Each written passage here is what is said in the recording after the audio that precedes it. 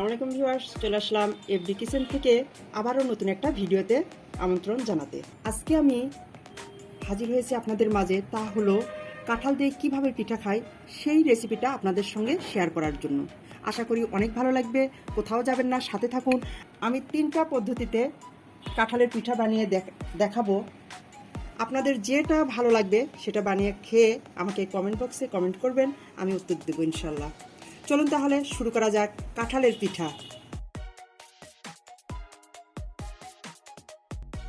কাঁঠালের আঠা যাতে হাতে না লাগে, কারণ আঠা হাতে লেগে গেলে খুবই কষ্ট ছাড়ানো, সেজন্য আমি সরিষার তেল সুন্দরভাবে 2 হাতে মেখে নিলাম।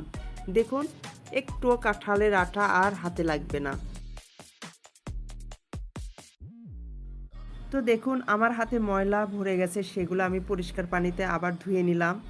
কাঁঠালের খোসা থেকে ময়লা ভরেছে।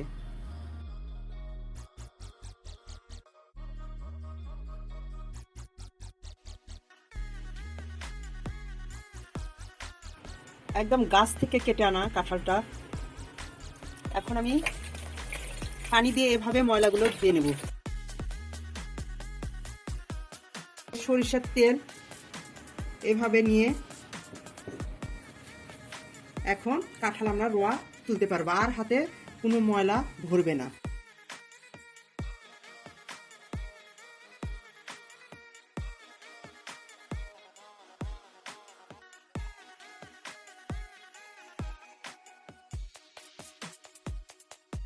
এখন দেখুন, পরবর্তী সময়ে এই কাঁঠালটা খাওয়ার জন্য আমি কিভাবে কাঁঠালটা সুন্দর করে রেখে দিচ্ছি সংরক্ষণ করার জন্য।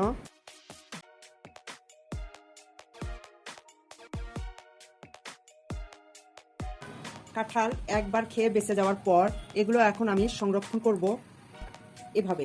এরকম একটা এয়ারটাইট বক্স নিয়ে সেখানে কাঁঠালগুলো রেখে দেব পরবর্তী সময়ে খাওয়ার জন্য।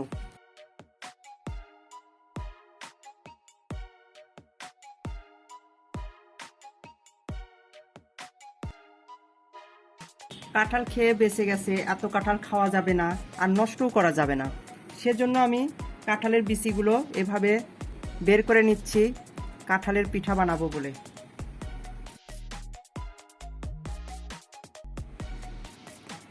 তো বাজার থেকে কাঁঠাল কিনে নিয়ে আসলে তো আর বোঝা যায় না যে রোয়া এরকম ছোট না বড় হবে। তো এই রোয়াগুলো একদমই ছোট, প্রচুর রোয়া বের হয়েছে, যেগুলো খেয়ে শেষ করা যায়নি। সেগুলো আমি এই কাঁঠালটা পরবর্তীতে আর কেউ খেতে চাচ্ছে না, যে কারণে নষ্ট না করে এভাবে বিচি বের করে নিচ্ছি। তো শেষ হয়ে গেল কাঁঠালের বিচিগুলো বের করে নেওয়া।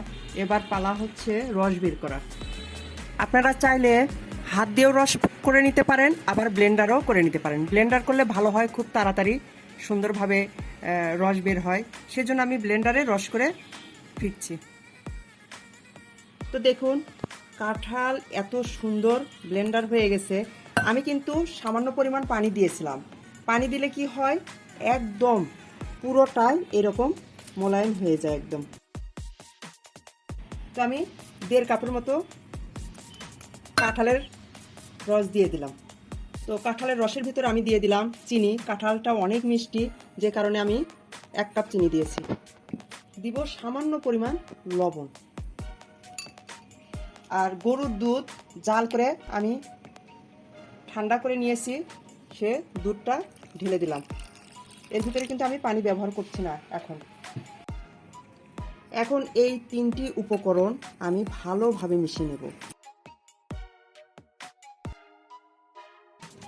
এখানে নিয়েছি 1 কাপ চালের গুঁড়ি। চালের গুঁড়ি অল্প অল্প করে দিব, আর আপনারা চামচ দিয়েও মিশাতে পারেন। এরকম একটা হ্যান্ড মিক্সার দিয়ে সুন্দর করে মিশিয়ে নিতে পারেন, তাহলে সহজেই মিশে যায়। তো চালের গুঁড়ি দেওয়া শেষ হয়ে গেল। এখন আমি দিব আটা। অনেকেই কিন্তু শুধু আটা দিয়ে বানায়, আমার কাছে অতটা শুধু আটার পিঠা মজা লাগে না, চালের গুঁড়ি ছাড়া আমি বুঝি না পিঠা। ওই জন্য আমি আস্তে আস্তে আটা দিব আর এভাবে মিশিয়ে নেব।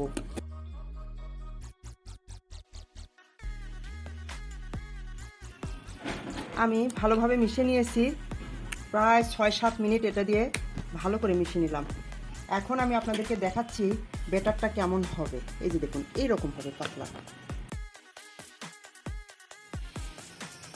আমি চুলা ধরে দিয়ে একটা লোহার ছোট্ট কড়াই তুলে দিয়েছি, কারণ এই কড়াইয়ের ভিতরে একটু গর্ত টাইপের, ডিপ টাইপের, ওই জন্য এই ধরনের কড়াইয়ে পিঠা ভাজতে অনেক সুবিধা হয়, তেল কম লাগে, যে কারণে আমি লোহার কড়াই দিয়েছি। তো কড়াইয়ের ভিতরে যে তেল দেখছেন, এটা রান্নার রেগুলার সয়াবিন তেল আমি দিয়ে গরম করে নিয়েছি। এখন আমি গোলাটা এইভাবে দিয়ে দেব। আমি চুলার আঁচটা মিডিয়াম আঁচে রাখবো, কারণ বেশি জোরে দিলে ওপর থেকে পুড়ে যাবে আর ভিতরে হবে না।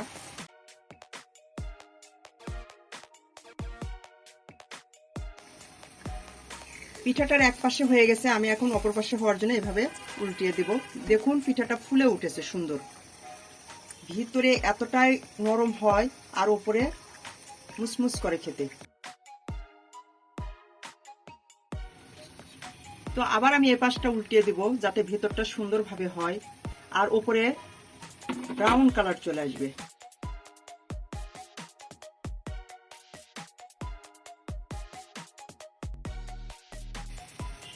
তেল যাতে না থাকে আমি এভাবে টিস্যুর উপরে তুলে নেব।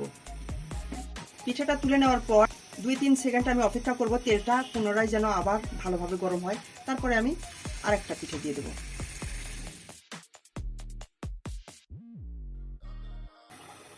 এই পিঠাটাও হয়ে গেল, এটাও আমি তুলে নেব।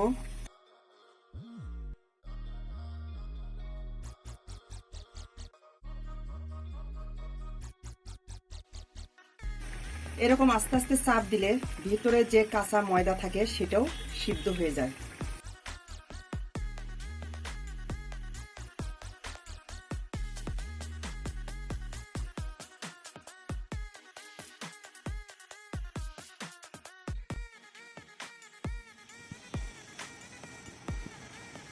তো এই কাঁঠালের পিঠা বানানো এ পর্যায়ে শেষ হয়ে গেল। আমি আরেকটা নিয়ম দেখাচ্ছি। এই যে বাকি যে গোলাটা থেকে গেল, এর ভিতরে আমি এখন গোল গোলা যে পিঠাটা বানায় তার ভিতরে আমি এইভাবে ময়দা, আটা, চালের গুঁড়ি সব মিশিয়ে, ময়দা বা আটা যে কোনো একটা নিতে পারেন, আর তার সাথে চালের গুঁড়ি এইভাবে মিশিয়ে ডোটা শক্ত করব।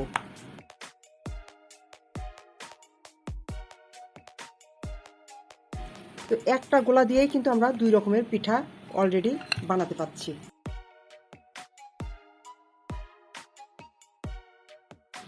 তো এর ভিতরে আমি সামান্য পরিমাণে আবারও চিনি অ্যাড করে নিলাম, নিয়ে হাত দিয়ে আমি এভাবে ভালো করে মথে নিয়েছি।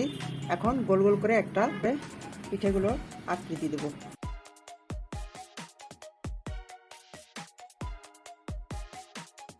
ওই তেলে, ওই কড়াইয়ে কম তেল, তার ভিতরেই এগুলো দিয়ে দেবো, কারণ এগুলো ভাজতে বেশি তেল লাগবে না।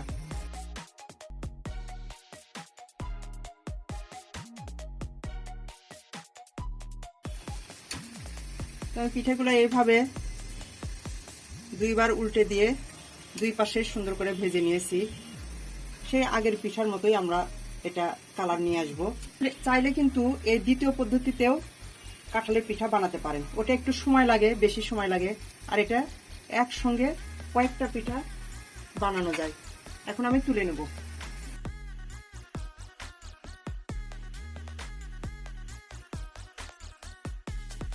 ভিউয়ার্স, আপনারা যদি আরো শর্টকাটে খুব দ্রুত বানাতে চান, কোনো দরকার নেই, এখান থেকে এইভাবে নেবেন আর এইভাবে ছেড়ে দেবেন।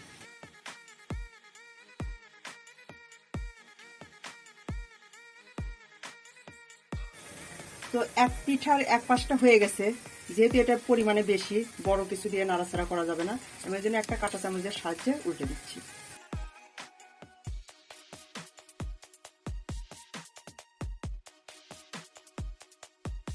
সবগুলো উল্টে দিয়েছি, ও পাশটা হয়ে গেলে আবার এই পাশে দিয়ে তুলে নেব। তো আমার বান্ধবীদের জন্য, ভাবিদের জন্য, আপুদের জন্য, সবার জন্য আমি 3 পদ্ধতির পিঠা বানিয়ে দেখালাম। আপনাদের কাছে যে পিঠাটা ভালো লাগবে সেই পিঠাটাই বানিয়ে খাবেন, যেটা যে পদ্ধতিটা ভালো লাগবে। তো আমি এটা কম তেলে ভেজে নিলাম, যাতে তেল না থাকে। আর ওই যে কলার পাতায় যে কাঁঠালের পিঠাটা বানানো হয় সেটা কিন্তু আমার কাছে মজা লাগে, ওই জন্য আমি আস্তে আস্তে কম তেলে এটা ভেজে নিলাম। এটার স্বাদ কিন্তু অন্যরকম হবে। আপনারা চাইলে এটা ডুবা তেলে ভেজে নিতে পারেন। তো গল্পে গল্পে পিঠাগুলো হয়ে গেছে, এখন আমি তুলে নেব।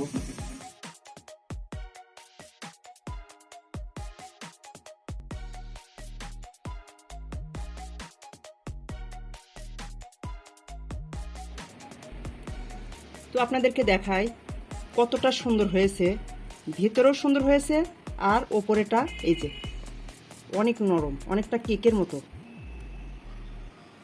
এই যে দেখুন অনেক সুন্দর হয়েছে। এটা হতে পারে বিকালের নাস্তা।